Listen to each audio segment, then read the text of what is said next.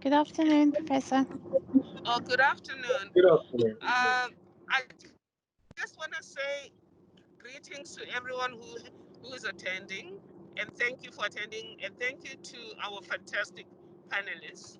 I will not be facilitating for the next 20 minutes or so because I'm not yet at my workstation.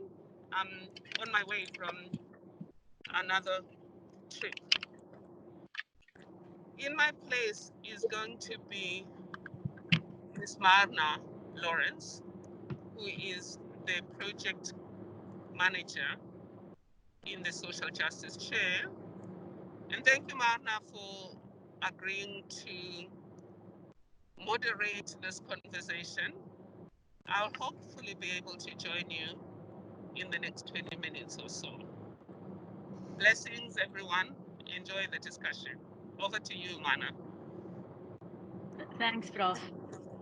Good afternoon, everybody. Thank you for joining us here for our second social justice cafe on unconscious bias. As you all know, last week we started this conversation.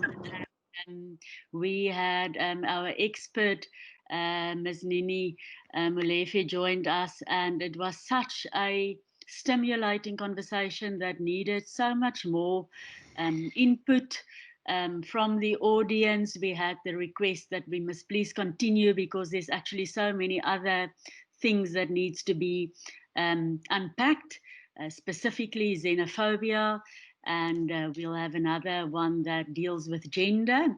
But yes, today we are going to deal then with the issue of xenophobia, and also with a view to distinguishing to an extent between xenophobia and Afrophobia. What I would like you to do to start with is to also just reflect again a bit on the video that we shared with you, that we asked you to watch before the start of this unconscious bias social justice cafe, and to really think on biases towards foreigners and how we deal with that. I want to specifically welcome our panelists. I want to welcome Dr. Wamui Mbao. That will be our first speaker, our keynote panelist, so to speak. And I will ask him to introduce the conversation for us for 20 minutes or so. After which we will then have our panelists. A big welcome to Dr. Judy Ansel here, to Klunelwa Lutuli, one of our social justice ambassadors, and to Dylan Strydom, who also are joining us. Dr. Kavuru, thank you very much for also agreeing to add to this conversation. We really also value your expert input. So colleagues, I think without much further ado, let us then start with our keynote speaker. Over to you, Dr. Mbao. Are you ready to start for us? After which I can then pose the specific questions again. Welcome. Hello, everyone, and welcome. Thank you very much for the opportunity. It's a pleasure to be here. Okay, so to talk about the question of xenophobia, especially in the context of South Africa, is of course to talk about something which is incredibly complex in nature. Xenophobia, at its core is this fear of the other, fear of people we perceive to be other or different from ourselves. And it is a problem which has taken on a kind of peculiar quality in the South African social setup. We've seen over the past 2 decades various quite, troubling overflows of violence directed towards foreign nationals in South Africa. These overflows of violence tend generally to be, they break out in urban areas, but often sometimes in rural areas as well. And it often involves the displacement of large numbers of people. Very often, people are killed in violent skirmishes, or they are physically assaulted, or forced to flee their homes and displaced from their communities, and so on and so forth. So, to think about how xenophobia has its impact on our societies, and to ask ourselves why it is that in a country as diverse as South Africa, in a country as linguistically and culturally diverse as South Africa, we continue to have the issues that we do. We continue to be plagued by this vexing problem of xenophobia. And for me, I think the fact that we continue to have this problem points to the fact that, or points to the idea that even though we are a very diverse country, there are still very clear inequalities in terms of how that diversity is treated or how that diversity is structured. Many of us will be familiar with the fact that often when we speak about, xenophobia, we're referring to violence that is directed towards, foreigners. But then the question always comes, which foreigners? Why is it that certain foreigners are exempted from this? Why is it that xenophobia in its South African incarnation is very often directed specifically towards other Africans, people who come to South Africa often because they need or there are comparatively better economic opportunities, um, and why it is that that specific kind of violence or that specific kind of fear and the thoughts that circulate around that tend to be directed to specific groups of people and not others. So for me, as someone who has grown up in South Africa, but obviously is also the child of immigrants, my parents are Zambian, and we've lived in South Africa for a number of years now. I've become familiar on an intimate and on a personal level with the varying degrees of kind of xenophobic thinking that tend to proliferate in our society. Very often we only hear about xenophobia when it breaks out in spectacular violence, people being chased from their homes, shops being looted, houses being burnt, or people being killed. But that is just the sort of the most outward or the most extreme manifestation of a social phenomenon that actually has very many layers to it. And for me, as a scholar of the humanities, I find it very interesting to try and unpack why it is that we have this phenomenon occurring in society, why it is that um, it builds up over a long period of time. And it requires us to kind of trace, okay, what are the roots of this issue? What are the roots of this situation in South Africa? And especially in the context of, sort of the democratic era in South Africa, so stretching from 1994 onwards, when our borders were opened, I think you'll find that there are a number of things that happen all in the same space of time. So the South Africa's journey towards freedom coincides with other developments as we become a more integrated part of Africa. We fall in with a number of other socioeconomic developments that are happening in other African countries. And the vectors of those developments mean that you have quite a number of foreign nationals seeking to make their way to South Africa or seeking to find homes in South Africa. They might be seeking better economic opportunities for themselves, or they might be displaced for various reasons, or they might simply have chosen to settle in South Africa, as my parents did, because they felt that it might provide a better place to live and make their way in the world.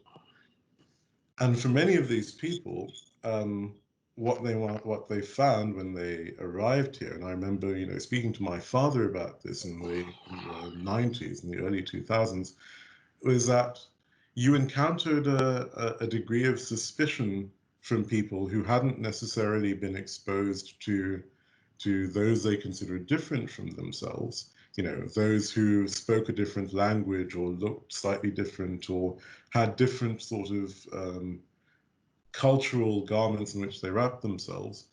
And that suspicion tended to announce itself in particular ways, you know. And this is where I'm talking about the kind of layers or levels of xenophobia that you find yourself encountering.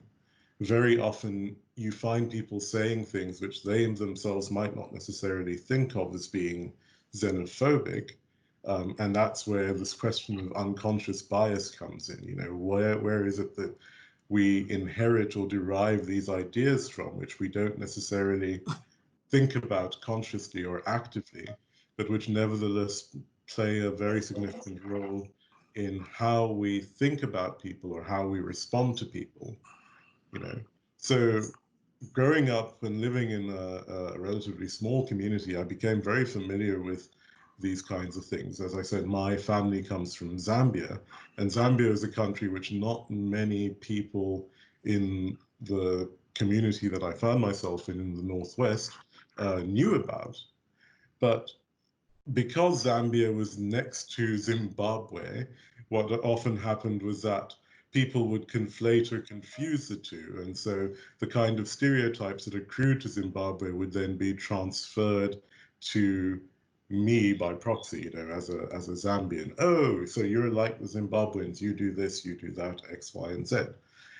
And very often when you try to unpack where it is that people, you know, get these ideas that they have from, when they say, oh, all Zimbabweans are like this, or all people from this place are like that, you find that, you know, these are sort of culturally circulating ideas which no one can really trace where they actually get them from, you know. They just sort of become accepted as commonplaces, as truths in society. And of course, we see that, you know, as a scholar of the arts myself, I'm always fascinated by how these ideas are replicated and perpetuated and given new life, you know. So because you find that certain groups of people tend to be placed in economic positions which require them to do certain jobs, you then have a situation where people, you know, get the idea in their heads that, oh, okay, all Zimbabweans are gardeners and they do this and they do that, or all Nigerians are involved in illegal trade or are connected to slums and prostitution and drug dealing and so on and so forth. And these ideas tend to be replicated, you know, on our TV, you know, in films, in series and soap operas, until they take on a life of their own and until they become something which people stop questioning. You just kind of accept that, oh, okay, but this is the way that things are. And that's when that unconsciousness happens. I think that's where the danger comes in, because when people aren't aware of the root of these issues, or are not aware of the whether there is any veracity or truth to these stereotypes which they accept as a given, they circulate them, you know, unconsciously, and this unconscious circulation then becomes quite destructive. And of course, in the context of South Africa, you have to talk about it from an economic or a socio-economic standpoint, because very often xenophobia is the um, xenophobia is something which stands in for a lot of social disgruntlement. So people are upset because of service delivery issues, or people are upset because of a sense that they are not being looked after by their government, or they are not being accorded the resources that they need in order to make a life for themselves in this country that they call their own.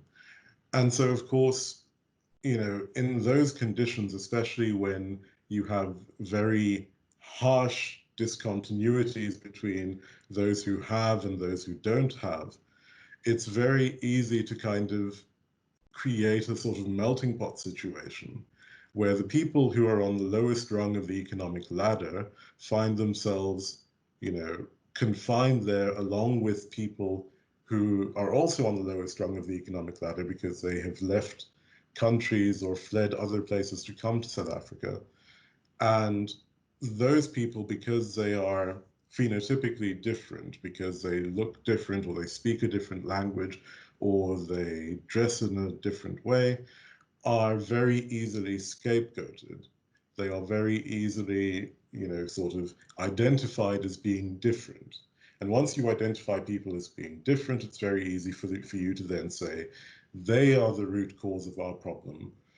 We are not getting resources because they are taking up those resources. We are not getting jobs because they are absorbing all of those economic advantages that should be due to us.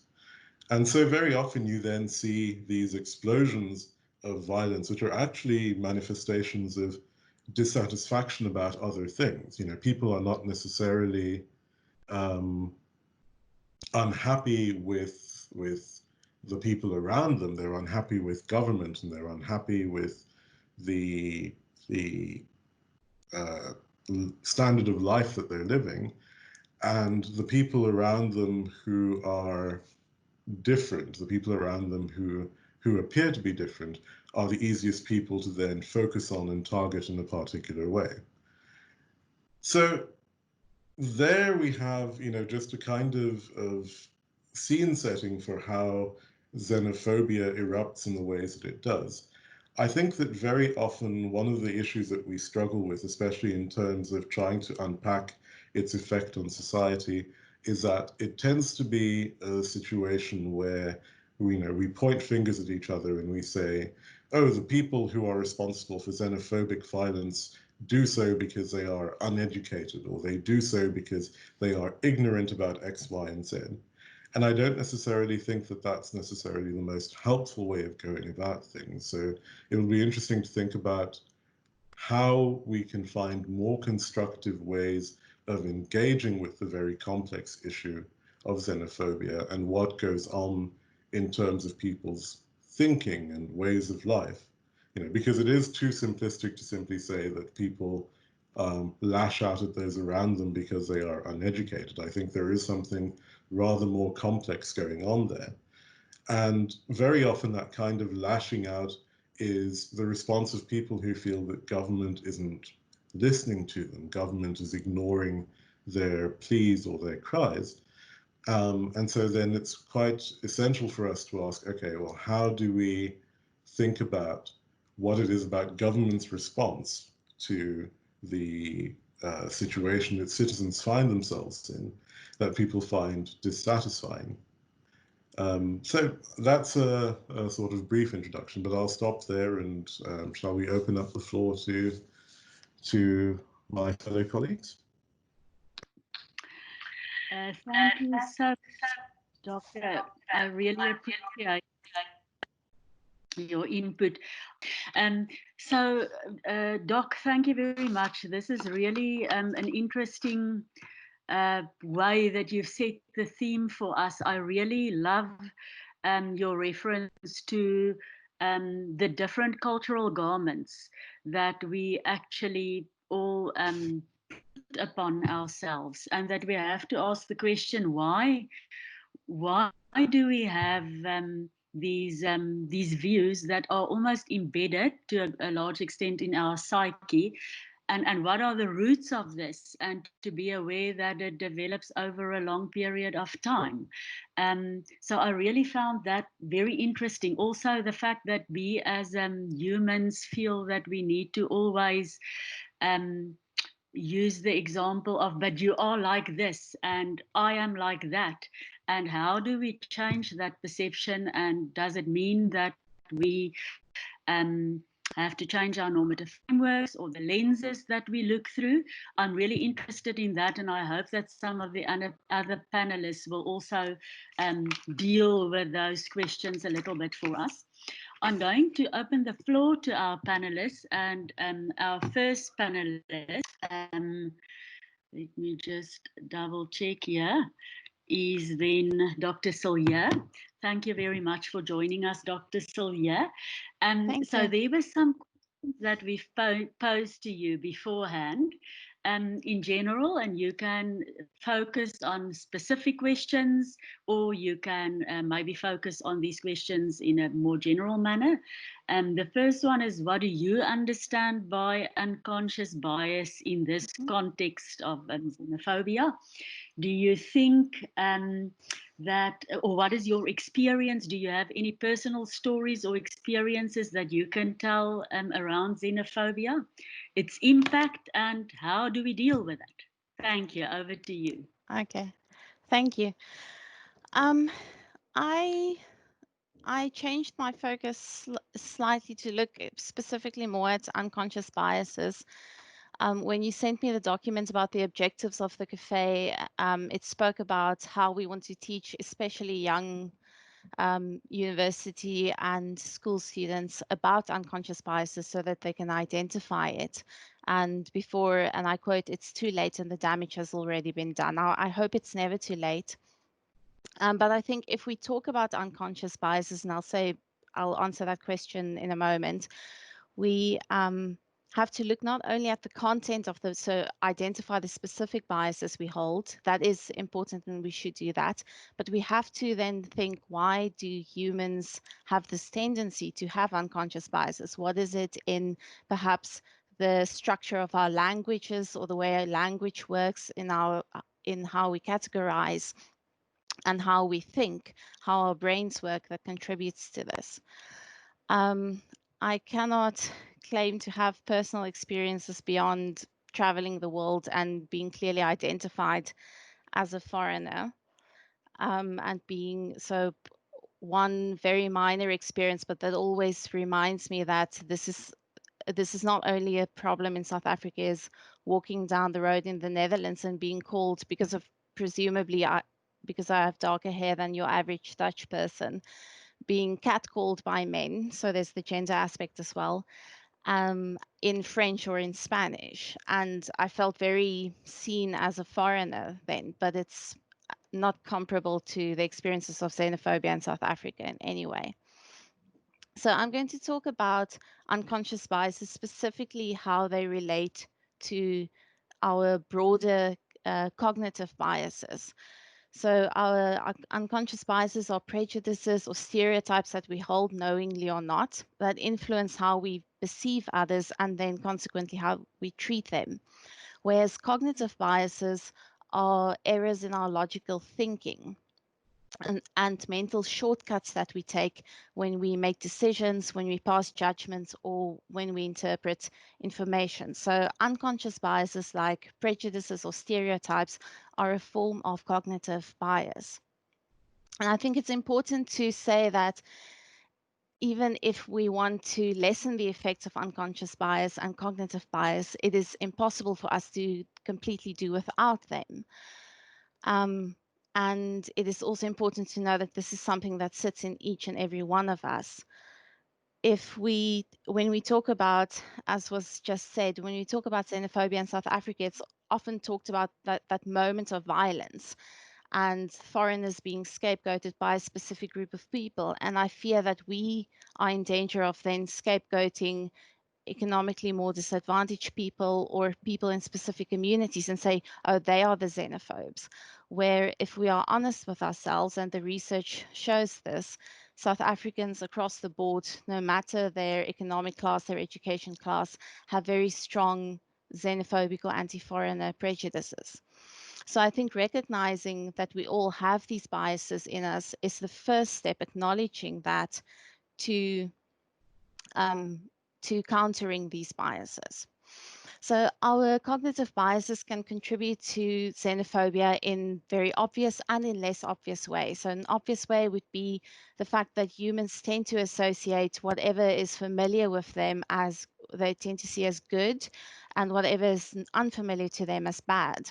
So anything new to us is seen as weird, strange, unusual, or even threatening. And that may be different eating habits, someone who looks different, someone who acts differently. And this comes down to how we are socialized into the groups or the communities we belong to. And it contributes to our fear or suspicion of outsiders. And in the discussion, maybe someone has ideas about how we can cultivate a sense of belonging and how we can belong to the families, the cultural groups, the nations we belong to without this necessary "we are good, they are bad" reaction. Another cognitive bias relevant to this discussion is confirmation bias. So whenever we encounter new information, we tend to believe the information that aligns with what we already believe, so what that confirms our existing beliefs, and we disregard the information which does not. So for example, in South Africa, xenophobic attitudes are often justified by claims such as foreigners are criminals, or foreigners pose a threat to us, or foreigners take our jobs. And these are meant as factual statements, and indeed we can test them as factual statements, and we can look at how true are they.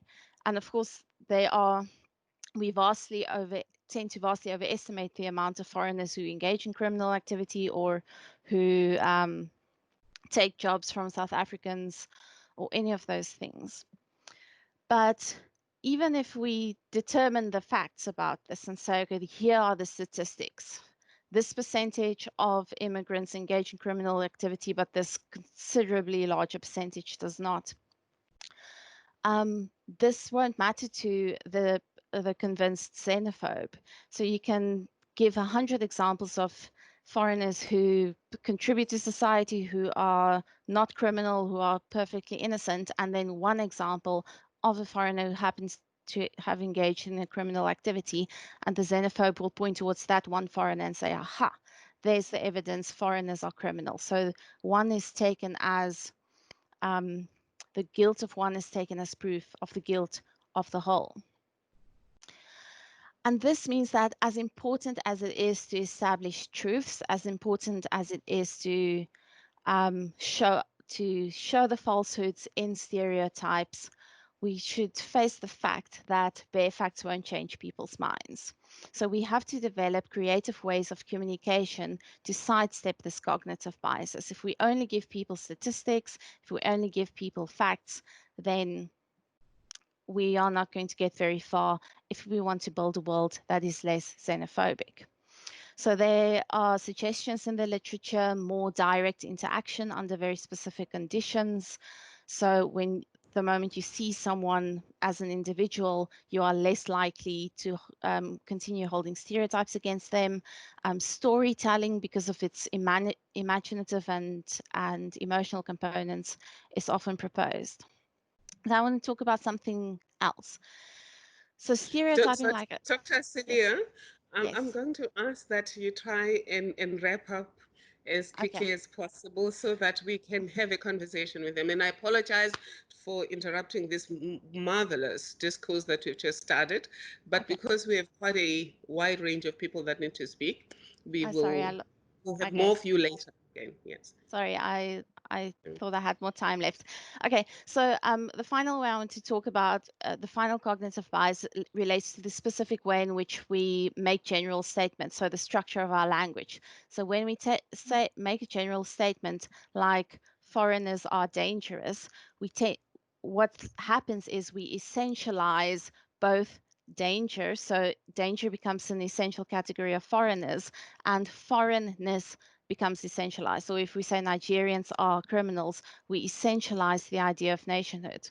So we can develop strategies around, if we look at first and foremost, and specifically in how we teach children, then children learn which categories and which kinds of people are essentialized in this way by the way we use language. So if we speak about say, for example, the Zimbabwean poet. Zimbabwean is an essential category, but the poet from Zimbabwe is merely a description, and children won't learn then that nationality can be essentialized.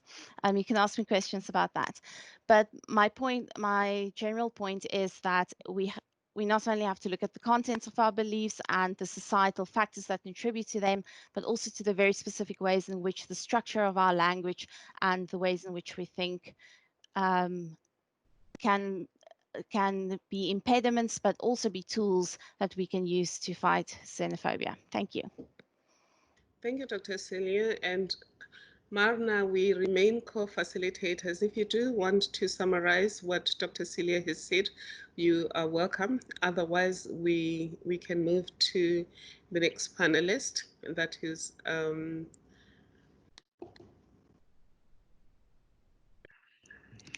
Next yes, panelist, that's Chloni, Prof. Chloni Lutuli.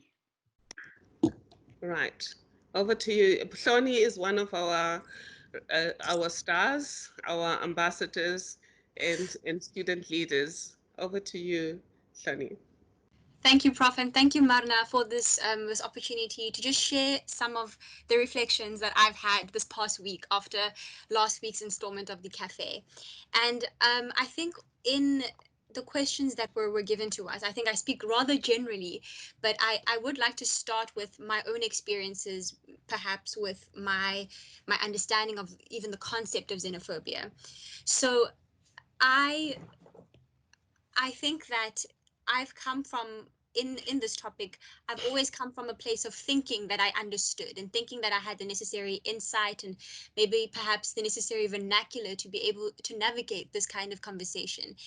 And I've also seen myself in spaces where I have been othered because of where I'm from, and more specifically when I was in the US for an exchange year, and being an African in a foreign country, foreign continent, and how certain prejudices came with that, and how people spoke to me, and how I was how questions were posed to me. But I thought that that made me have a lot of insight and made me sort of understand the plight of exactly why xenophobia is so toxic in especially in South Africa. But it took a conversation with friend to make me realize that my own unconscious biases still exist. And although I might be able to, I've made the conscious effort to have certain discussions and certain conversations, there's still an inherent sort of an initial almost instinctual thought that comes in when I think of a foreign African. And I must admit that it took a whole lot of vulnerability and honesty with myself to be able to admit to myself that, hold up, you still do have sort of harmful and xenophobic biases that exist. And in trying to grapple with this, I went on and I stumbled upon a TED talk by a CEO. Her name is Valerie Alexander, and she speaks a lot, very similar to Dr. Celia's evaluation of what exactly unconscious biases are and how sort of inherent they are and how fundamental they've been to the survival of the human species. There's very little that we can control about the part of that our brain that responds to situations. However, she makes a very, very important point that um, we do have control over what our brain sees as familiar. So, where we might not have control necessarily as to how exactly what my initial and instinctual thought will be in a situation, I do have control over what I can train myself to be more familiar and to normalize for my own self. And so Valerie Alexander goes on and she says that you can overcome your own unconscious biases by visualizing different situations and sort of managing your own expectations. Then she goes on and speaks about how you can also overcome your biases by self-examination, which is something that I found difficult to do. And then thirdly, by normalizing um, situations that are unfamiliar to you. So I've sort of been thinking about make how do I normalize things that are unfamiliar to me?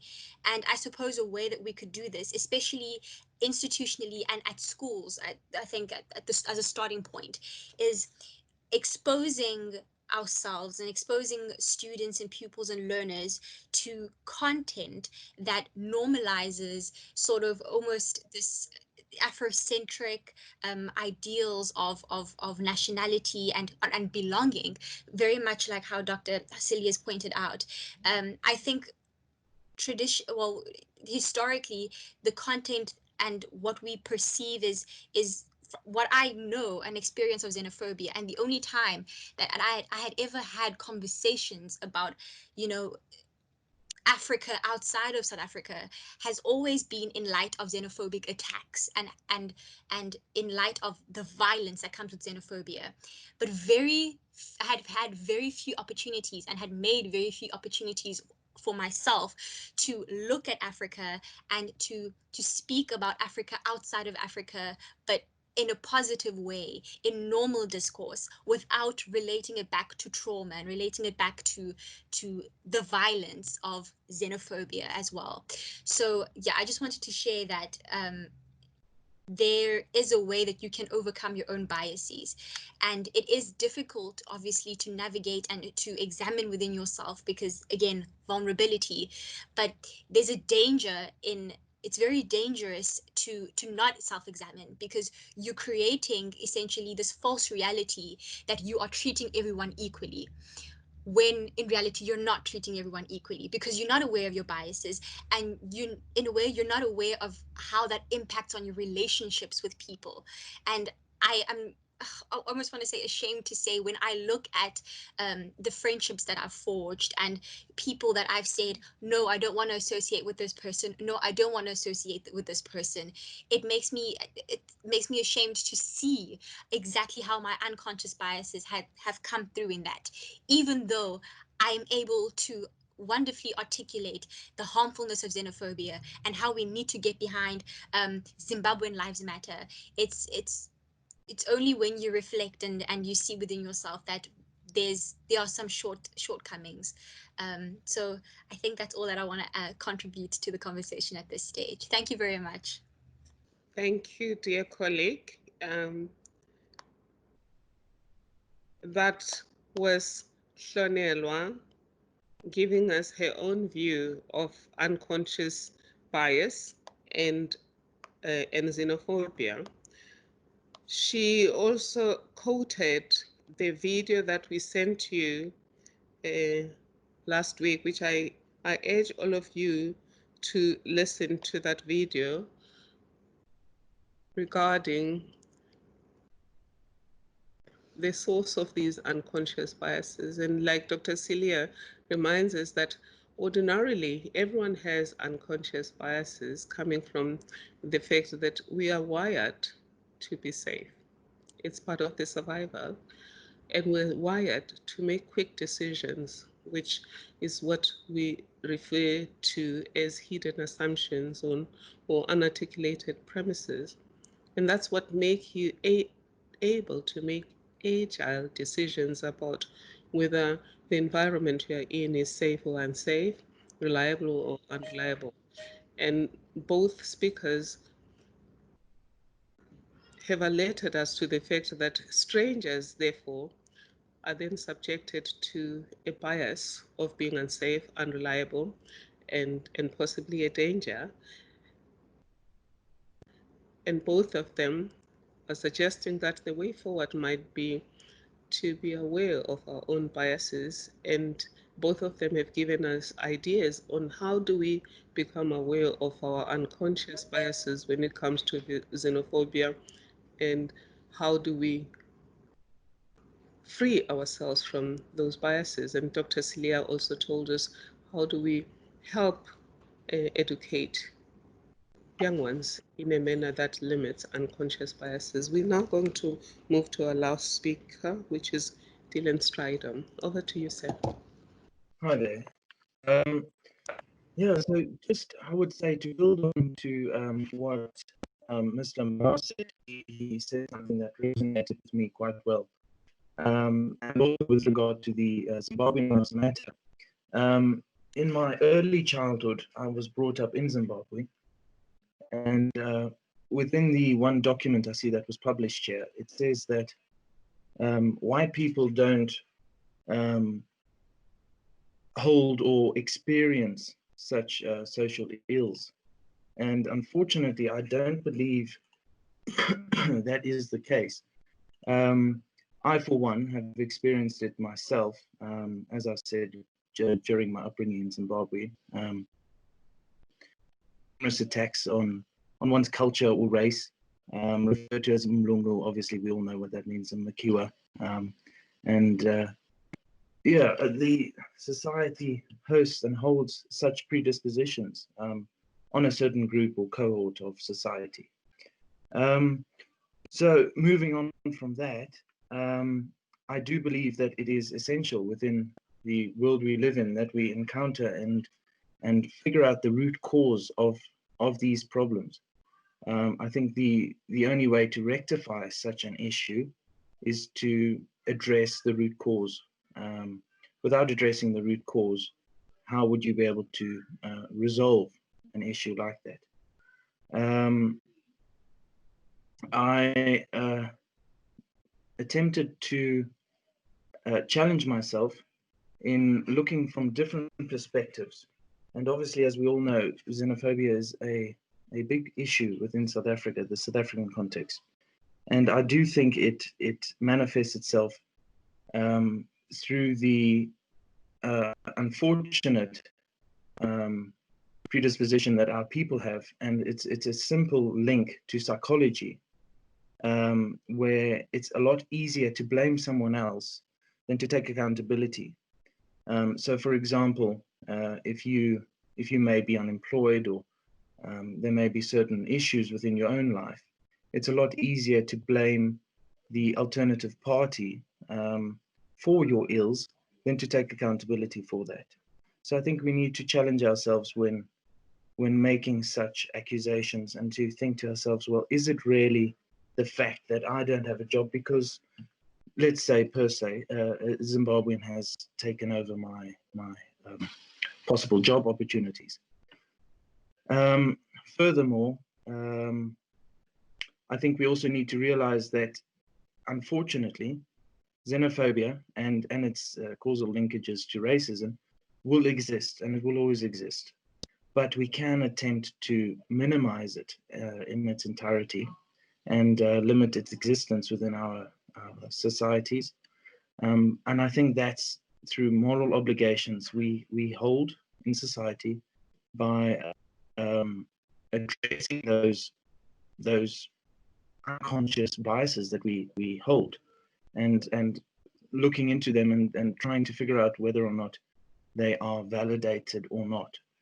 But I think another issue we need to encounter is addressing these social ills and unconscious biases through rectifying the root cause problems that formulate such unconscious bias.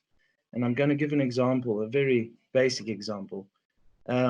Say, for example, you're walking down a street and there's a specific group of people, and everywhere you look, they're on the wanted list.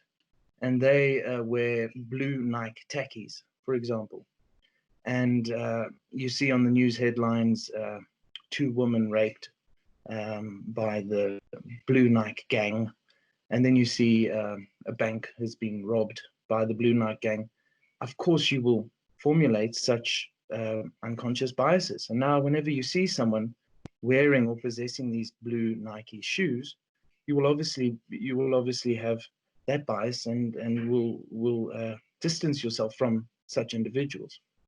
And I don't think you should demonize yourself for possessing that assumption. As Dr. Mbao mentioned earlier, the Nigerian population in South Africa, for example, I have, for one, borne witness to many, to 2, for example, business transactions where the one I was given fake money by a Nigerian individual, and the other, the item I was selling was merely taken away, and I never saw the individual again. So that obviously helps solidify one's unconscious bias. It doesn't validate it or make it right to have that unconscious bias, but I attempt to, within myself, give everyone the benefit of the doubt. And I think that's what's vitally important, is that we attempt to learn more about an individual before we have these assumptions. perhaps going to a negotiation with such a premise, but you allow yourselves to possibly be proven wrong. I've got friends, for example, within the LGBT community who also complain of such challenges. A very dear friend of mine, Mr. Timbaletu, he's and myself, we've encountered such issues. For example, the LGBT are promiscuous, and that assumption is that they're all promiscuous. Or um, if you are out, for example, and a straight male, for example, is friends with an LGBT community member, Sir, I'm he sorry to end this lovely yes, conversation. I'm going to ask you to draw to a conclusion, Mr. no Stridham. worries. No. Oh, I was giving you a minute to wrap up. No, all good, all good. I understand we're under a bit of time pressure, so that's fine. Right. Well, it's okay. Let's move forward. A lot of you, and thank you, Mr. Stridham. Basically, all of the speakers have confirmed what Alexandra says in the TED Talk video that we sent to all of you, that all of us hold these unconscious biases, and they stem from a wiring that is meant to keep us safe. A lot of it has to do with the messages that have been given to us over the years by parents, the media, and everything else that has socialized us. I think what hasn't been said, which Valerie also says, is some of it has nothing to do with what we have heard in our own lifetime. It is genetical. It's all of those of the coding that we inherited from our ancestors. And everyone has said, whilst this is safe, whilst this makes us relatively safe in that we can predict danger and predict opportunities, which allows us to be agile, um, it can have negative consequences for us and for the people we perceive through these lenses. Dr. Mbau alerted us to the fact that people can die because of our unconscious biases. Ms. Lutuli alerted us to the fact that you might deny yourself wonderful friendships and collaborations because of your preconceived ideas. Mr. Stridham has reminded us that we could suspect people for being potentially wrongdoers, criminals, drug dealers, etc., simply because of our association of them with images of people who have done those wrongs to us before. Now, the question for me is, what are the implications of xenophobic unconscious biases on the workplace and the court system? I just want us to deal with those two things, just based on the things that have been said by our panelists. What are the implications of these unconscious biases in the workplace, the court system, and probably the education system? Any takers from the panelists? Please Could you proceed, repeat sir. the question, bro?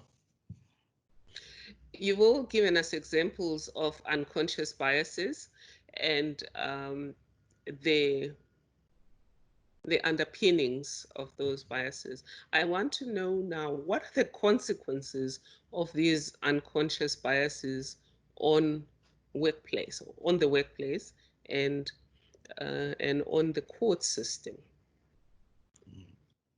If these play out, or do these play out in the workplace? Do these play out in the justice system? And how do they impact on how these two systems operate, the workplace system and the justice system in our courts? I would definitely imagine that they would play out in these various theaters, because as soon as you have, you know, decisions around the, you know, around people's lives being made, especially in spaces like the courts or in the workplace. You know, the decision over whether to hire someone or whether to condemn someone to being in prison for a certain period of time. Um, as soon as those are made by people who are informed by these unconscious, ideas that they carry around with them, you might find that people are prejudiced very often. You know, so you might decide that I'm not going to give this job to this person because I don't want to be seen as, promoting a foreigner, or I don't want to be seen as hiring someone who is untrustworthy because they are foreign. And similarly, I think, especially in the legal system, there must be countless cases which we've probably not heard of people um, being found guilty or being unfairly prejudiced in trials or in cases, because the people who are responsible for, kind of adjudicating, or the people who hold their freedom in their hands, often have these sort of unconscious biases resting in their minds as they're making those decisions. So you find someone in front of you and you say, well, if I have to pick between these two people who are telling me something, who are asking me to adjudicate, I, because of my unconscious biases, might decide that I'm going to rule in favor of the South African or in favor of this person because I think that this person, because they are Nigerian, is somehow untrustworthy or not correct. Thank you, Dr. Mbao. Just remember, though, say that consciously you don't think you're making that decision because this person is Nigerian. That's true. Consciously you think you have listened to everyone Yeah. properly and you've given weight to everything that has been said by everyone. And in your conscious mind, you think you're making the most rational decision with the facts before you and the law before you. And that's the sad thing about unconscious biases, is that we don't realize that we're being biased against people. There are, of course, bigoted views we have of people where we consciously, as one of the panelists said, you consciously say, I'm not going to give this because I don't want to be seen to be supporting foreigners. But they're the ones where you don't want to be against foreigners, but you are. I have been told by my fellow panelists, Marna, I apologize, please introduce Dr. Kavuro, who is our colleague and agreed to join this panel. And I do apologize, Doc, and thank Marna for the reminder. Thank you, Prof. Dr. Kavare, thank you so much for agreeing to also give us your expert input today. I know that we only approached you at a late stage, so thank you very much for also being able to join this discussion. We really appreciate it. Over to you. Okay, I'm very delighted to have been invited to participate in the cafe as a panelist. And first and foremost, I take this opportunity to thank organizers to give me this opportunity to share with you my extensive experiences and expertise on this topic, which touches on the themes of social justice and conscious bias and xenophobia. So my conversations today is going to touch on those three things.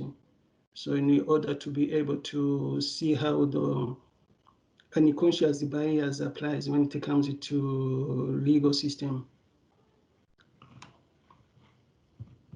When you see especially xenophobic violence, which is rampant in South Africa, we see that it is connected with the social justice. Because South Africa has committed itself to establishing social justice on the basis of democratic values and fundamental human rights principles. Fundamental human rights are vested in everyone, irrespective of his or her nationality or irrespective of territorial boundaries. So within this context, the establishment of social justice will imply that National resources should be distributed to benefit the poor and vulnerable and to uplift them from poverty and other social vulnerabilities. From a human rights perspective, everyone who is in South Africa's territory should be included in social justice programs. And these social justice programs, you find that is where we're talking about labor issues, businesses, education, and for example, I may include the healthcare system.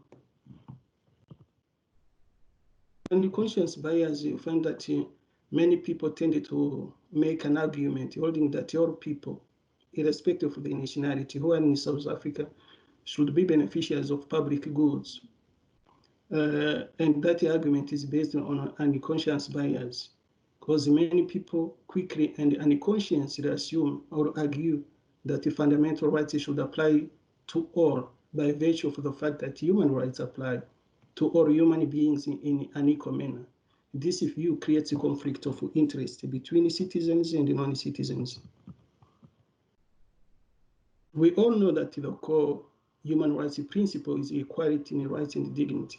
In this way, we are generally categorizing all people as human species without any distinction of any kind.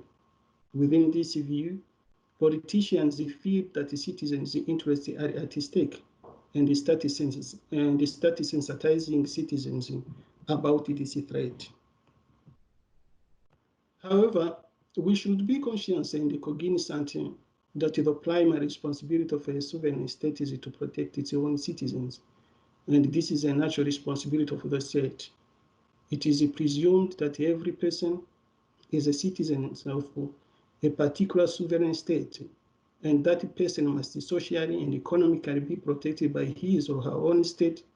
In this way, socio-economic protection for non-citizens becomes problematic. So this is where we started feeling that who is not a citizen should not have access to this and that. Prior to the development of human rights principle, the principle of reciprocity applied. And this principle for reciprocity hold that treat my people as I treat yours, because this principle applied up until the introduction of human rights principles. So during the human rights principles, we feel that wherever we go, we are protected by human rights, and that we should be accorded by those human rights principles. So in South Africa, when it comes to protecting non-citizens, you will find that such responsibilities vested in Section 231 of the Constitution. So I wanted to place an emphasis on ratification simply because of the protection for citizens do not largely require such ratification. The Constitution is, however, a guiding document of the protection of rights and interests of citizens. It is informed by and designed on the basis of the views of citizens. Views of South Africans on how foreign nationals should be protected is found in the Constitution and the legislation that gives effect to it. This information is given due consideration by large society. Then on that basis, they proceeded to ask the question whether foreign nationals who are vulnerable to economic hardships or looking for employment should be responsibility of the South African government. So exceptions when it comes to refugees, we know that exception when it comes to for nationals, we know that refugees and asylum seekers should be admitted in the country on humanitarian ground, and on that reason they should be able to have access to social and economic rights. What I wanted to say in all this I'm talking about is that once we know that the government has a responsibility to protect the citizens, we tend to think that non-citizens should not be allowed in the country. And Dr. take, Kapuro, please wrap up at the risk of annoying the listeners. I know they're all interested in what you have to say, but please wrap up, sir. So, the xenophobic violence frozen conscience real on that understanding that citizens should be protected by their own government, and that non-citizens should be protected by their own government. We started understanding that for nationals who are in the country and in the country to steal the jobs or to steal other opportunities or the fruits of democracy. So what is in order to deal with these issues here, I would say that there's a need to find legal mechanism to be able to protect non-citizens, because you find that many non-citizens who are in the country use the asylum system in order to regularize their own stay and to be able to have access to socio-economic rights. So in that context, it is incumbent on the government to be able to find a legal mechanism where they should deal with the Thank non-citizens. you. Thank you, Dr. Kavuro. And Dr. Kavuro has now given us the legal side of things, and you would ask yourself, what does the law have to do with it? The answer, as he says, lies in the fact that at least when we know what the law prescribes, we might not need to know what's in the mind of the decision maker. We will look at what are the outcomes of that decision. Does the decision comply with the law regarding the rights of non-nationals, including refugees? And he also brought the social justice lens to it in terms of labor laws and other laws that protect everyone and extend those protections to non-nationals. So what then do we focus on when we're looking at whether the decisions had to do with unconscious bias or not? We look at the outcomes. Thank you, Dr. Kaburo. Let's give the floor to people. And then the idea was to give you as much as possible to engage with these fantastic speakers. And I've seen a whole lot of people, some just being concerned that I'm cutting my speakers short, and I apologize about that. It's because we wanted to give you as much room as possible to engage with them. Can we hear what people have to say? Marna, have you seen any questions that have been raised that you think um, we should deliberate on? And here, Diane, Ms. Gahiza, who has been instrumental in putting this together. Um, uh, if you know of questions that have been raised that we've missed, please do so. And so should you, Ms. Sisona um, Thank, Ralala. yeah, Miss- I'm going to give the floor to Sisona. She's in charge of the questions. Thanks, Sisona. Oh, Thank you, brilliant. Marna. Thank you, Mark. Mr. Lebele stated that xenophobia within our South African context cannot be separated from socio-economic disparities in South Africa. It is not a coincidence that the xenophobic attacks have occurred within communities that suffer the brunt of economic exclusion. Ms. Dr. Damwon states that authentic reflection makes us vulnerable. Maybe that's why people are reluctant to engage with it. At the same breath, Emil Engelbach stated that genetic prejudice, it's a dark alley to dive into, his opinion, and might validate people's violence.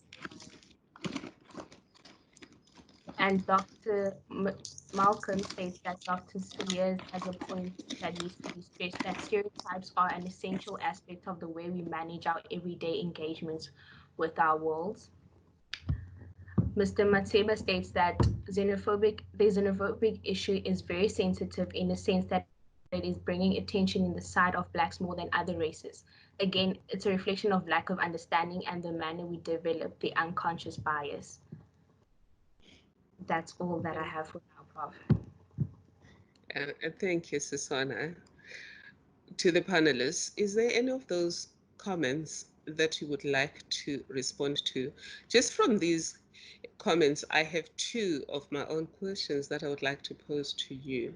The first one is on socioeconomic circumstances as being the crucible for unconscious biases. In so doing, we're suggesting that unconscious biases xenophobic unconscious biases are predominantly found among the poor. Is that true? Or are the poor more likely to actually express their biases? I just want that question. And again, let's not just look at South Africa. Let's look at unconscious biases that inform xenophobic conduct globally. The socioeconomic link. The second one is the question that has been asked about if we attribute unconscious biases to genetic coding, aren't we giving an escape route to people who are xenophobic, racist, sexist, etc.? Your floor says and madams. Anybody can answer, Dr. Mbau, Miss Lutuli, Dr. Celia, and Mr. Strider. Oh, and also, and um, our last speaker, the other doc, yes, Dr. Kavuro. Any of you can answer. Do you have any answers? You can engage with anything that has been said by our participants. If you're not going to volunteer, I'm going to go for someone, Dr. Mbao. If we attribute unconscious biases to the poor, are we suggesting that unconscious biases are predominantly held by the poor? Or if we link this to socioeconomic deprivation? I do think that it's a little bit dangerous, and this is something that you often see being repeated in the public discussion around xenophobia. There is a tendency to focus primarily on xenophobia as though it's a problem that only afflicts the poor. And I think that's also because a lot of the most spectacular kind of outpourings of violence happen in poor or impoverished communities. But I think that that in itself is dangerous because it makes us focus on that primarily to the detriment of where it occurs in other spaces.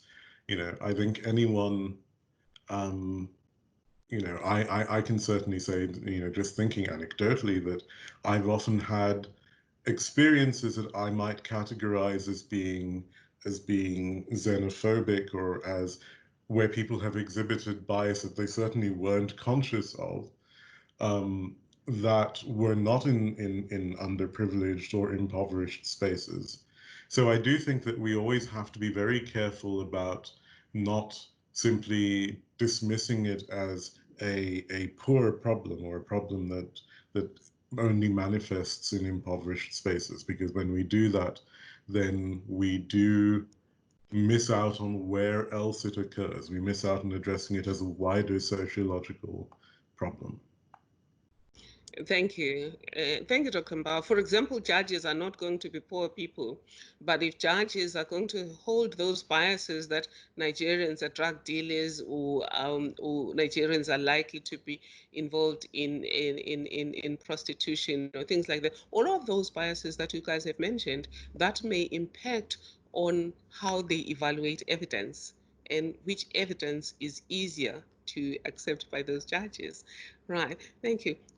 What about the question about genetic coding? That came from, firstly, from the video that we gave you from Valerie Alexandra.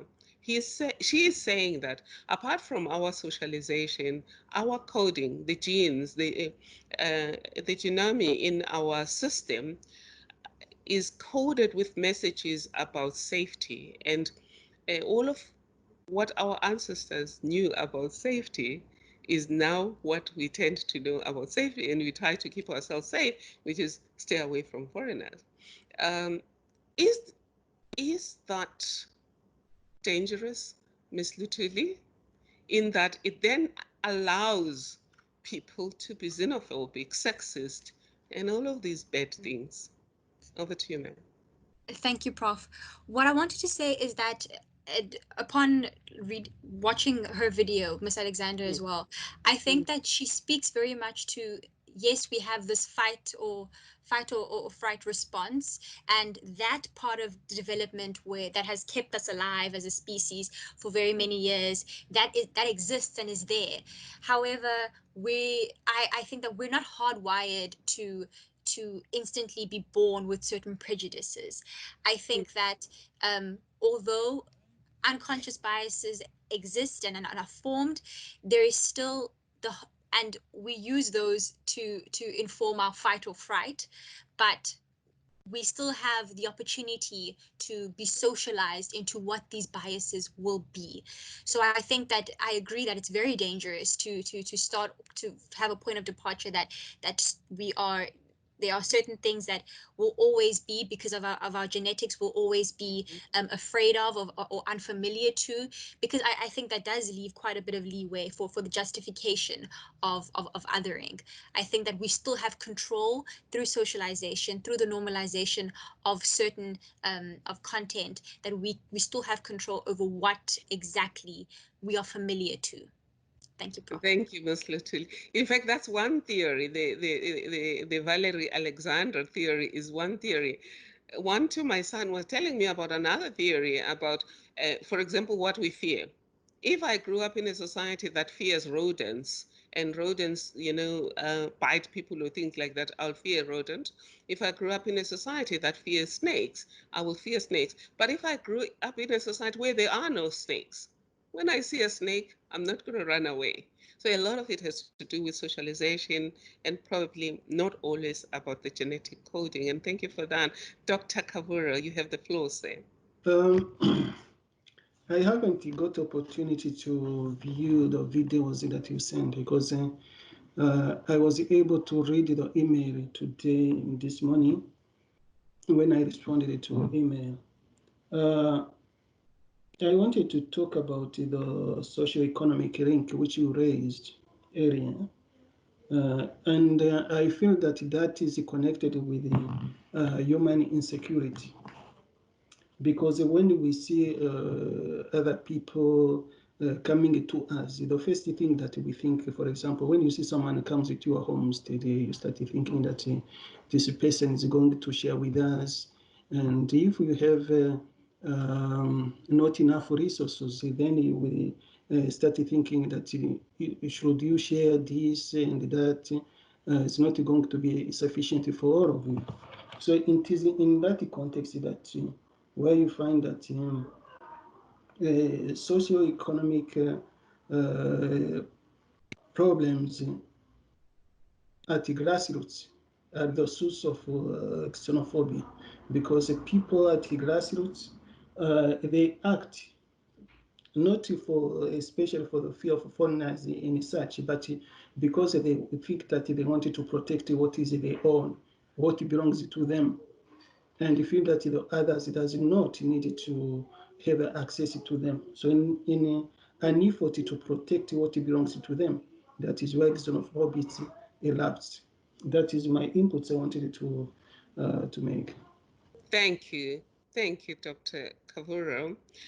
I'm going to hand over back to Ms. Ralala. Sisona, will you please read some of the questions that have come forward?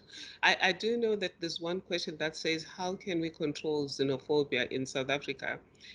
And already we got some suggestions from Dr. Celia and a little bit from Ms. Lutuli. If others could also, after Ms. Ralala has read the questions, I would like my panelists to speak a little bit about, now that we know that unconscious biases make us treat others favorably and others badly, how do we deal with this? How do we transcend this problem? Sisona, over to you, ma'am. Thank you, Prof. Bernie states that this topic, which is so relevant to every person in South Africa, unconscious and cognitive bias, insightful and informative to keep in mind as we experience related situations. And he thanks us for the invite to the cafe. Matseba states that I think we should also relook at our policy prescripts and shape up to close the gaps that lead to the unconscious and xenophobia we are currently experiencing. And that is all for today that we have in the comment box right now, Prof. Thanks a million, Sisana. Dear panelists, you heard the comments. Well, a wonderful comment there in that people think that you have requited yourself exceptionally and that this is a timely dialogue. But a lot of it, people would like to know, how do we move forward? And any of you who has answers to the questions that Sisona has posed on behalf of the participants? And also your own just answers in terms of how do we solve this problem now that we know about it? Okay, I'm going to go to Dr. Celia because you had given us a bit of, you had given us some direction about starting with the young ones. Perhaps you can continue with that narrative, Doc, and if you have anything more to add about where do we go now if we know that this is a problem and it hampers peaceful coexistence, it hampers productivity, and it affects the justice system in that what we deliver as justice may be injustice. Over to you, Doc. Sorry to interject, Prof. Dr. Cilliers has already left, but she stated that if anyone has questions or comments, they can email her, which I put an email in the comment section for people to address these questions to her for future purposes. Thank you. Thank you so much, Ms. Little. Do you have any of your own suggestions, Shani, on this one, on how do we deal with it? It's a problem, and we know that it undermines social cohesion and a whole lot of things. How do we tackle it? Thank you, Prof.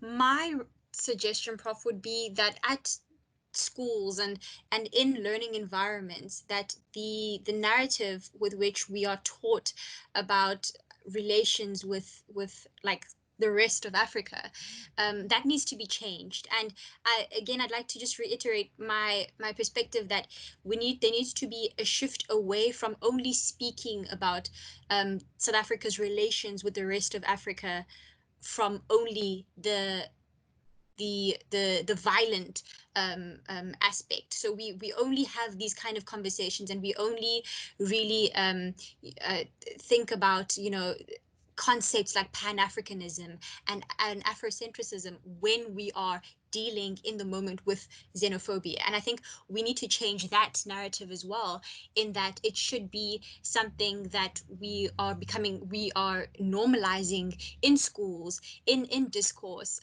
that South Africa is not just a country in the middle of nowhere, it's a country within Africa, and those relationships needs to be fostered, and also how we view ourselves within the broader identity of being from the African continent. I think those are conversations that need to be held at a very early stages, when you're beginning to learn about African and South African history. I think we need to be pushing, where are we in terms of identity as South Africans within Africa as well. Thank you, Prof. Thank you, Shani Lutuli. Hopefully the other panelists can take from there. Basically, Shani is saying, let's look at the media. Even when we're not talking about xenophobia, how do we talk about Africa, the rest of Africa? And reminding us that South Africa is in Africa. And Shani, actually, most of the times, South Africans talk about Africa. You know, what's happening in Africa? Oh, I've just come back from Africa. And you ask yourself, you've just come back from Africa. Where are you now? And they call it South African exceptionalism in the rest of Africa. So we have to remind ourselves that we're part of this continent. And secondly, in the news, let's not only talk about Africa when there's fights, war, and famine in Africa. Let's have in the news good things about what's happening in Africa, because that changes the pictures we have about fellow Africans. But presumably then, Shoni, you are saying our problem is not just xenophobia here in South Africa. We have a problem of xenophobia, but our unconscious biases are predominantly Afrophobic as opposed to xenophobic. And that probably would confirm what Dr. Mbao said. Now, over to you. The next person is Joshua Stridham. Mrs. Stridham, and then after you, Mrs. Stridham, it's going to be Dr. Kavuro. Over to you, sir. Hi. Yeah, so I think I'd just like to add, as Tuli mentioned, I do find Africa, we tend to dissociate South Africa from the African continent. Obviously, it's a deeply cognitive thing we would need to rectify in order for us to stop xenophobia.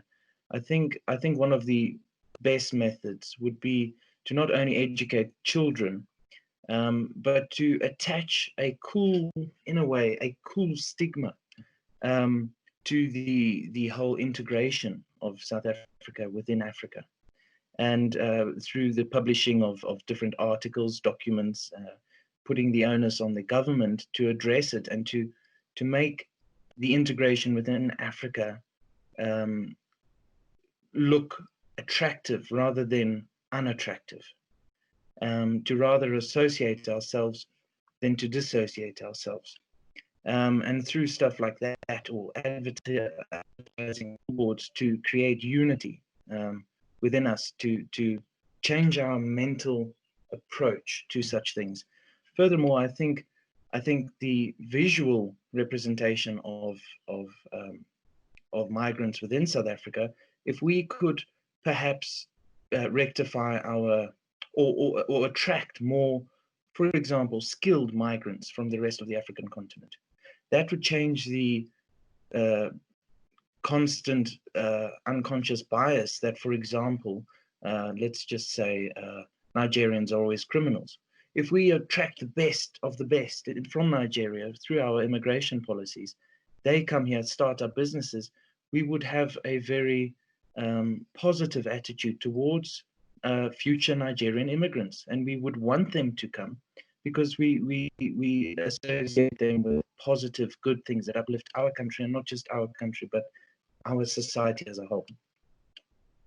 Thank you, Joshua Dylan Stridham, suggesting that, again, let's change our narrative about Africa. Let's change the visual representation. But Dylan Stridham, I do have an issue with the with some of what you've said about recruiting. Changing our recruitment and making sure that we recruit the educated ones, or because are you suggesting that we should have the same kind of immigration policy as countries like New Zealand have, where your education requirements to get there, even if you're coming in to join a family member or to join a relative, there's stringent requirements about your education, your health, and things like that. But I've, I guess that's a story for another day. Dr. Kavuro, you've got the floor, sir. Yes.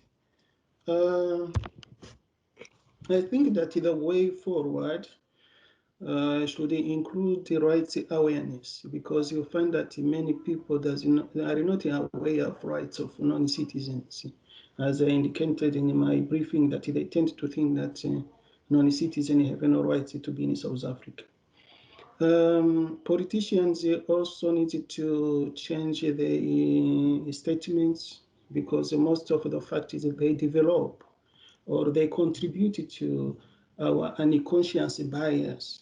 Because when they say in the media, on radios and the TV, and they state that there's a huge illegal foreigners in the country, then they are developing our unconscious bias, where sometimes we look at a foreign nation and they say, you are illegal here.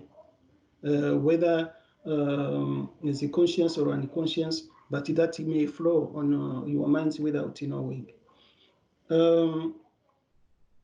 In a way forward, we need to use our law enforcement agencies so that people will not get involved and get to that extent where we find we have xenophobic violence at hand, because in the law enforcement, if a person is illegal foreigner, we have law enforcement agencies that need to deal with that person. The other thing I wanted to talk about is addressing the gaps in immigration and refugee law. So those gaps need to be looked at and be able to be addressed in order to be able to deal with the illegal foreigners in that context, or be able to address the issues of migration. The second is the other is the media, because the media also tends to portray foreign nationals coming in Africa as economic migrants, as refugees, as asylum seekers, or if I can put it as undesirable people. And you find that other people coming from other continents like Europe or America are viewed as investors, as tourists, and we tend to understand that in our unconscious bias that there is no investor or a tourist who can come in Africa to contribute to the development of South Africa. Thank you, Dr. Kavura. I'm sorry, I'm going to cut you there so that our keynote speaker can have the last word. But you've heard Dr. Kavura talking about the need for politicians to be careful about what they say, the law needing to be refined, and again, reinforcing the issue about media stereotyping.